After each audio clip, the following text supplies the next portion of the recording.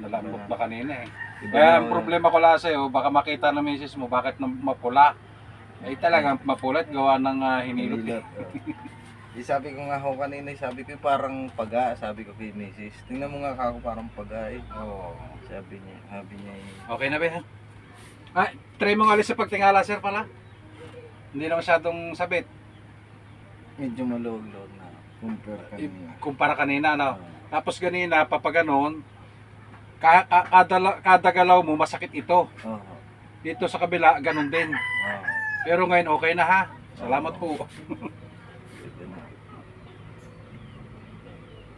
Pagka tsaga-tsaga lang po kayo pagpasyal dito. Pagka yung halimbawa hindi siguro na sobrahan, hindi mo lang agad ibalik ng papaganon. Malakas baga? Yung paganon baga? Oo. Persay. Kursado, baka nagsipak lang ng kahoy. Baka rin na bigla. Iwan ko.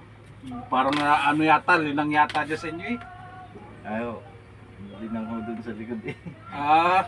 May nakita akong mga kahoy, sayang sa pagkamahal pa naman ng gasol. Sa sobrang katipiran, ay ang nangyari sa iyo. Salamat kay Ate Rosel. At siya ang nagpadala dito, pero ito ay mga ilang araw pa ha. Shout out, Ate Arcel. Kay Donald. Thank you. At least nakilala niya yung maghihilot dito. Kalapit lang pala.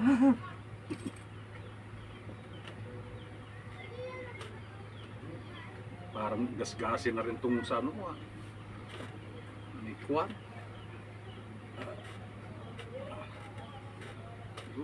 Naglagotok na. Nagkukusa na eh.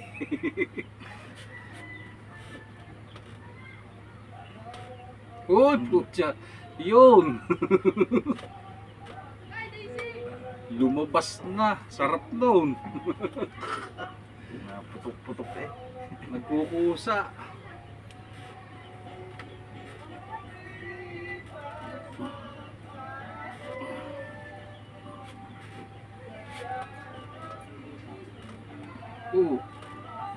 Dito yata nasa Mexico. Ganyan mo sir, mambaywang ka nga.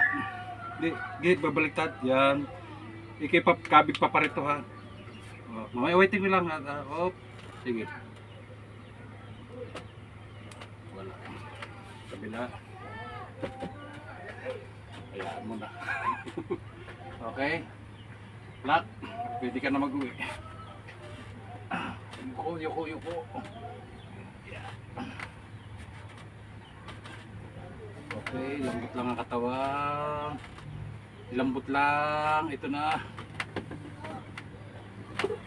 Matigas ang likod mo. Pero okay na ha. Hindi man lumagotok, hindi man pero may ilan dito kanina nung pagpapagano natin yung ang dami nga ang dami kanina Okay, maraming salamat sir. Maraming salamat ho. Okay. Ay buti na par na ako eh. Wala na Wala. Medyo nag-iba-iba. Ganito naman. Yung yung kuan mo dyan sa noo lang yan dyan, noo lang. Baba. Yan. Bali ganito naman ang sunod. Tapos na tayo sa hilutan eh.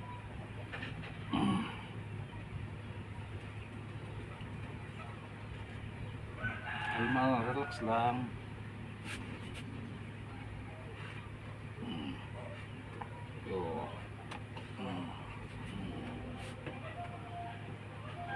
Ano masarap?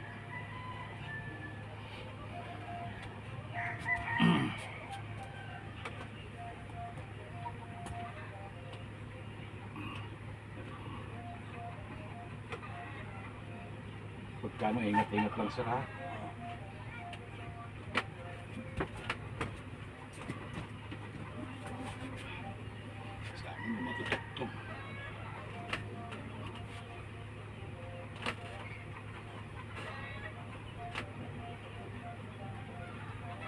Yun.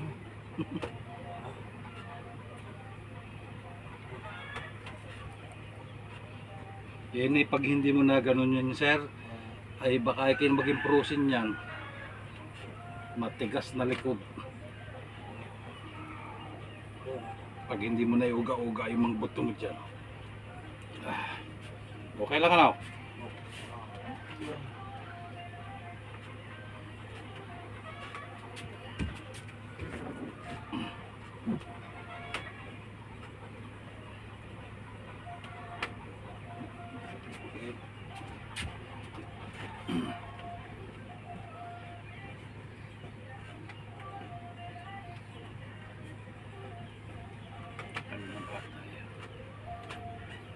Ipapagawa pa kung dami kong gagawin eh. Iwan ko lang nagpakain na si Daisy ng manok. Tamad na ako sige mag-utos. Tamad na ako sige mag-utos. Alam naman makakapamalo yata ako. Sir, ano kayo? Tihaya po kayo. paluin pa sa Tihaya lang, tihaya. Hindi, tihaya lang po. Higa lang, higa. Kayo po ba yan, hindi naman Bisaya? Hindi ko na. Pusa. Tagilat ka dito, sir.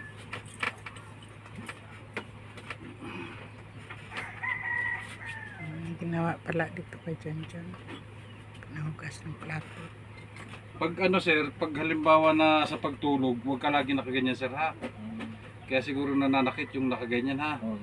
Nakaganyan lagi, nakaboyang yan. Ng ganyan itong kamay mo. Yan ang pagkatandaan mo. Desi! Sew! Kasi Desi! naandun, napupursa lahat yung ano, basa. Putang iris na. Tawagin mo siya titente. Sabihin pakainin niya mga manok. Pupusa. Kabila. Basta lang ano, paya ko lang sa iyo, huwag ka lang kukuha ng ganun. Sa pagtulog, masakit din ba? O pagka hihiga ako, hinahanap ko yung ano ko.